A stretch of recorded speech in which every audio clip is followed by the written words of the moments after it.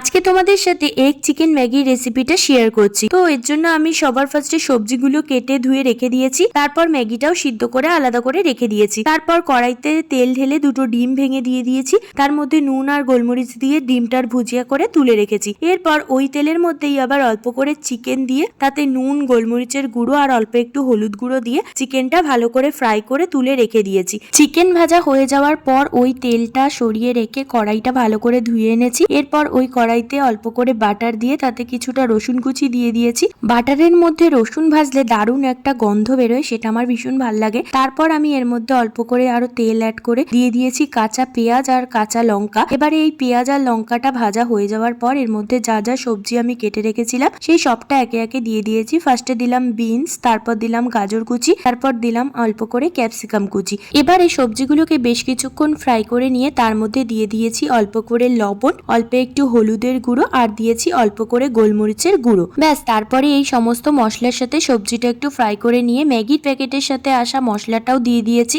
তারপর এর মধ্যে দিয়ে দিয়েছি টমেটো সস, সোয়া সস আর চিলি সস। আমি এখানে চিকেনটা অ্যাড করিনি, কারণ আমার বাবা যেহেতু চিকেন খায় না, সেই কারণে আমি এর মধ্যে আর চিকেনটা অ্যাড করিনি। এবারে সস আর সবজিগুলোকে ভাজা ভাজা করে নিয়ে তার মধ্যে দিয়ে দিয়েছি আগে থাকতে সেদ্ধ করে রাখা ম্যাগিটা, তার ওপর থেকে দিয়ে দিয়েছি বাকি ম্যাগির মশলাটুকু আর সাথে দিয়েছি ডিমের ভুজিয়াটা। ব্যাস, এবারে সবকিছুর সাথে ম্যাগিটা ভালো করে ফ্রাই করে নিলেই আমাদের এগ ম্যাগি একদম রেডি। আমি অবশ্য নিজের প্লেটে খাবারটা বেড়ে নেওয়ার পর ওপর থেকে চিকেন গুলো ছড়িয়ে নিয়েছিলাম, তার জন্য আমারটা হয়েছিল এগ চিকেন ম্যাগি। তোমাদের এই রেসিপি কেমন লাগলো জানিও।